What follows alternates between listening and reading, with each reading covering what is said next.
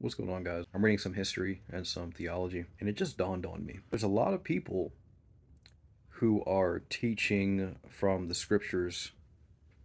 I was going to say which is fine, but it's really not fine, depending on who's doing it. And one thing that I don't really see discussed very much, I think I know why, their understanding of God, the Christian God, right? What do you believe? Do you believe that the Holy Spirit proceeds from just the Father or the Father and the Son? Do you believe that the Son is a created being? Do you believe that it's just the Father and the Son? The Holy Spirit's not God? Do you believe that it's just the Father and the Holy Spirit and the Son isn't God? Maybe like a lowercase g God? Do you believe that all three, Father, Son, Holy Spirit, are co equal, co eternal? Do you believe they're of the same essence, the same nature? Or do you believe something else entirely? Are they all one in the sense of it's one person, not three persons? One essence, three persons. Do you believe that it's just one person all throughout, just changing modes? Like, are you a modalist?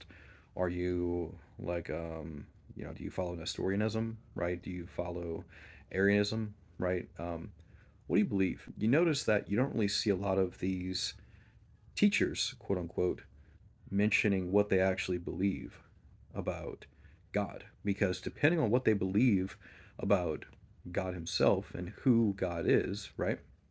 um, that's going to drastically change their understanding of the scriptures. You might think that, okay, well, it's not referring to this person in the Godhead because the Godhead is just one person. So stuff like that is you kind of have to know what this person believes. So um, the next time someone is preaching to you about what this is, what that is, etc., ask them what they believe about God. What is their understanding of God?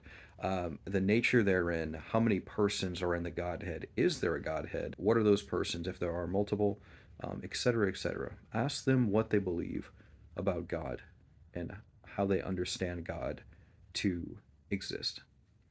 I think once you start asking those questions, you're really going to find out what these people believe. Now, the reason I mention this is because I was watching some videos and I realized it's very easy to mask heresy and heretical teaching when you don't discuss your foundations.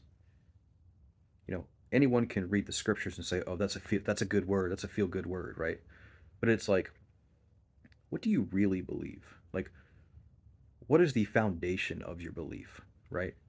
And once you get to that, once you get to the foundation, right, the bottom layer of what this person believes, well, then it might start making a lot more sense as to what they're saying because you can compare what they're saying to what they believe and contrast those two things. And you say, oh, I see why you're saying that. That changes the meaning entirely from what I thought it was, right? Because they just assume that you think the same thing they do. So make sure that you know what these people believe before you start listening to them. God bless.